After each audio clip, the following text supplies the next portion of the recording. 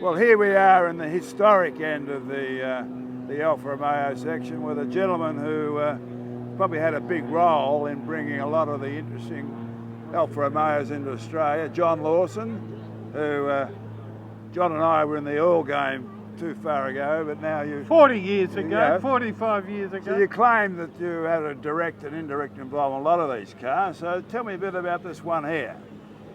This car is a 1900, got a Superleggera body, it's a beautiful car. My children and I drove all over southeast Australia in that car in the 60s when I was working with you, Peter. Right, so that was one of your first exotic purchases? Well, actually Terry Valmorbida owned it, but I seem to have it for you quite a while. You sort of looked after his fleet, didn't you? I did. I drove a lot of it, as you'll see. 5-speed gearbox, one of the very early ones. It's got a lot of competition stuff on it. It's always been a well-valued car, and it's a very good car. Well, the racer one here, we saw that here last year, did an interview on it, but I mean, that seems to be your favourite rally car, isn't it? You're off to Millimella next year? We are off to the Millimella, but in the next one. That car is a 1938 car, which was put together by Alpha Corse and taken to the Argentine. It has a continuous competition history.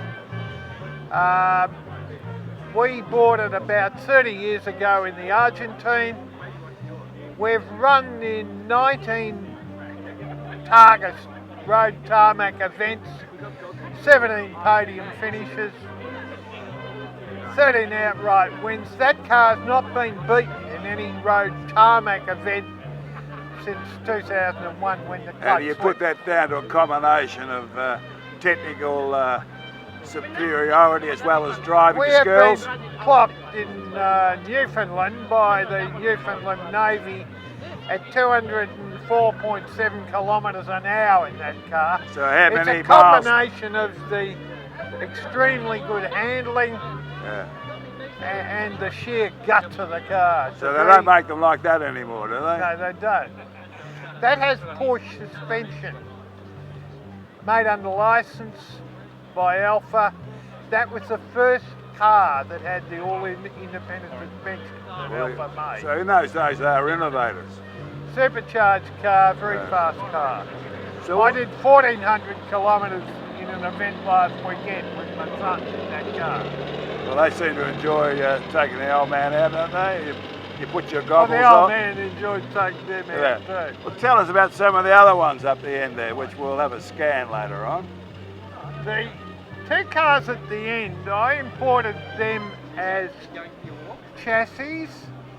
George Lytle has done he's got Blackburn Historic and Vintage to do the bodies. The display last night was of constructing those bodies. A chap called Mike Simcoe, who was General Motors. Yes, he's into Lanciers. He owns a Lancia that I owned for many years. And the Rella, we saw him a couple of weeks ago. He owns the Lancia, but he actually collaborated with George and Blackburn on the reconstruction of the cars. Well, that one at the end, the 76, was on display at the RACV General Entrance. Yes, it was. Yeah. What about the one this side of it? 76 I swapped for a Le Mans some of the Sunbeam, which is currently waving in his arms the here. He's looking Museum. for some judges. It actually ran second at Simple Le to Mans do. and Sunbeam, We'll twin give you all the cam. expert guidance The that second you need. twin cam But we need motor a few people to give us a hand to production do motor some in judging the for the world. show and shine. It was a very So early any of you example. would-be judges, make your way over to the main Shishan administration and team, Tammy Davis and drove it we'll in get the judging for the show and shine in underway. Le Mans. Thank you. That was in 25.